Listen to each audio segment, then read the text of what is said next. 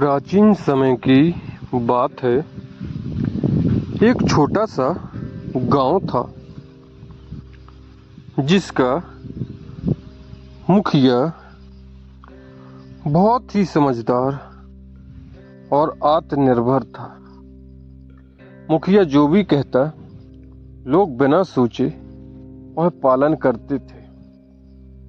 मुखिया का सभी लोग बहुत सम्मान किया करते थे। वह हमेशा लोगों की मदद किया करता और सबको आत्मनिर्भरता सिखाता।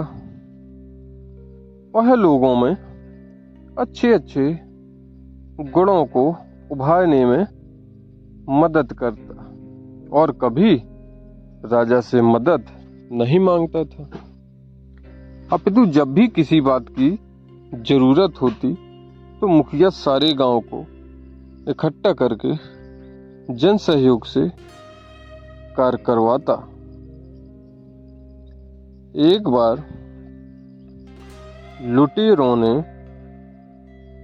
गांव पर हमला कर दिया। मुखिया और गांव के लोगों ने उनका सामना किया, पर वह लुटेरे योद्धा की तरह लड़ रहे थे और गांव वालों को हराकर सारा अनाज और कीमती वस्तुएं अपने साथ ले गए।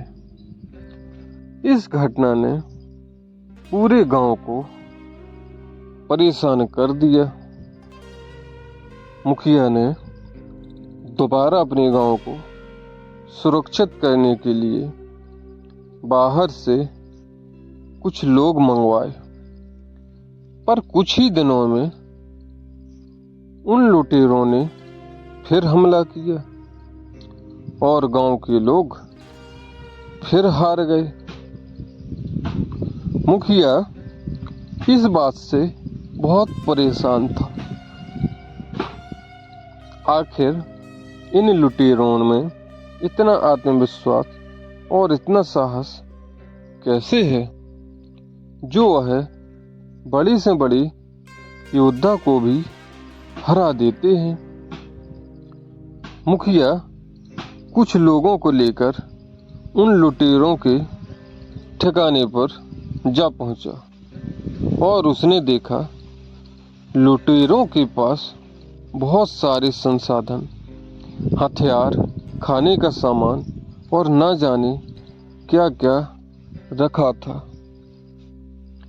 मुखिया एक ही क्षण में समझ गया आखिर इन लुटेरों का आत्मविश्वास इतना क्यों बड़ा है।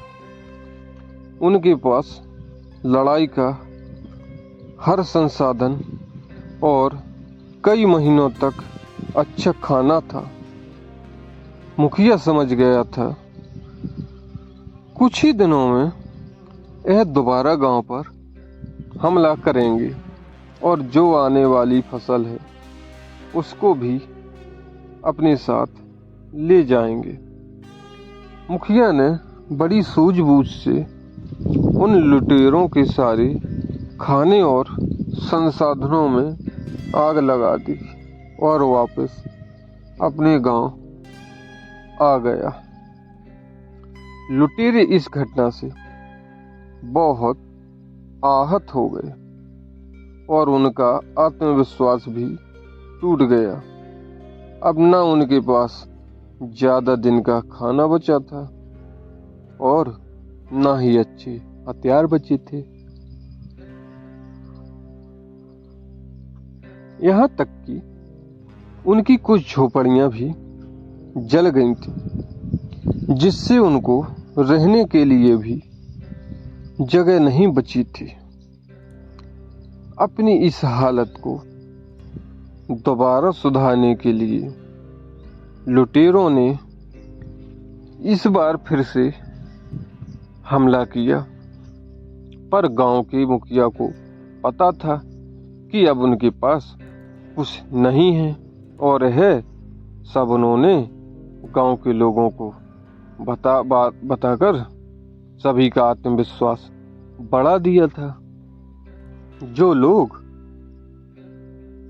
लुटेरों से डर के कमजोर की तरह लड़ते थे, आज वह भी योद्धा की तरह लड़ रहे थे और सभी ने मिलकर उन लोगों को हरा दिया। गांव के लोगों ने लुटेरों को पकड़कर राजा के हवाले कर दिया और सारी घटना के बारे में अवगत कराया।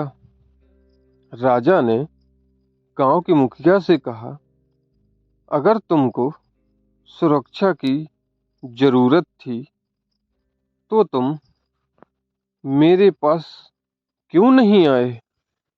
मुखिया ने बड़ी नम्रता से कहा, महाराज, हम अपनी रक्षा करने में स्वयं सक्षम हैं। अगर मैं आपको खबर देता तो किसी भी छोटी से छोटी घटना के लिए हम आप पर आश्रित हो जाते। इसलिए हमने पहले स्वयं पूरी कोशिश करने की ठानी। अगर इसके बाद भी हम हार जाते तो फिर हम आपके पास आते।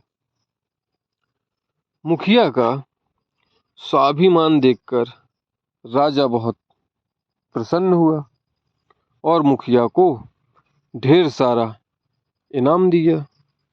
मुखिया ने यह इनाम गांव के विकास कार्यों में खर्च कर दिया और वह सबकी नजरों में महान बन गया। रघु की कहानी, रघु की जुबानी।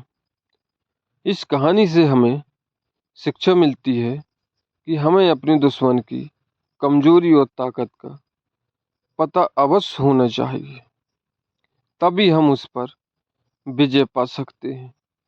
किसी छोटी सी बात के लिए हमें किसी पर निर्भर नहीं होना चाहिए।